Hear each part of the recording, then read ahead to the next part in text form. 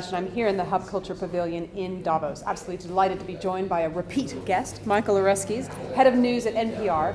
Now, I'd like to talk a little bit about the future of news, because I know you're doing something quite interesting at NPR towards that. Yeah, well, I'm very excited about the future of news, because I think we really do have a future, That's contrary good. to some people, for some of what's been said.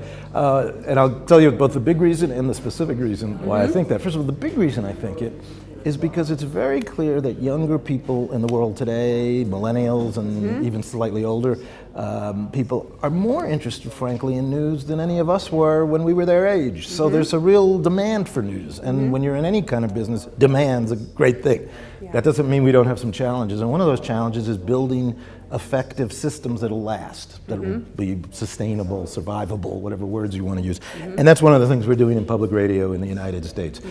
Public radio in the United States is really a ground-up business. Every city in the country has a public radio station, and each of them is based in their local community, raises most of their money from their local community, gathers their news from their local community, and we're trying to knit them all together into one news-gathering network that will cover the whole country, and through our 17 international bureaus, the whole world.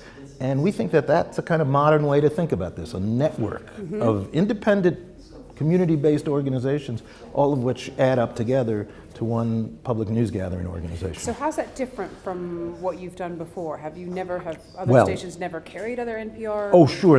It's already a network in the sense of distributing radio that NPR makes, but this is much more reverse engineering it to think about it from the ground up as local stations that are building strong news organizations in their own communities, connected to their communities, engaged with their communities, gathering news city by city in their communities, state by state in the United States.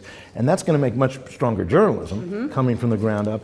There are about 1,500 journalists inside the public radio system in the United States, and as we get them all working together on bigger stories, it's going to be a very powerful news gathering organization, and as big as anything in the country. So have you had to change your technology to do this? Well, of course, some of this is about the technology change. The digital disruptions affect everything we do. We're not only about radio anymore, obviously, and even radio, in quotes, audio, the making of audio is, of course, distributed a lot now by apps, by streaming, and so we're trying to adapt to all of those at the same time, and that's why we're getting away from the old model, which was make a program, send it out to all these stations, put it up on an antenna, and send it out. That's what the system was originally built for.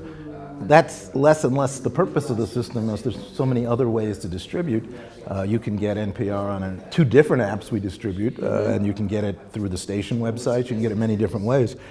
But what you can't get in any other way is all of the local news and information and community understanding that we get station by station. So the value of the stations isn't their antenna anymore, it's their organization.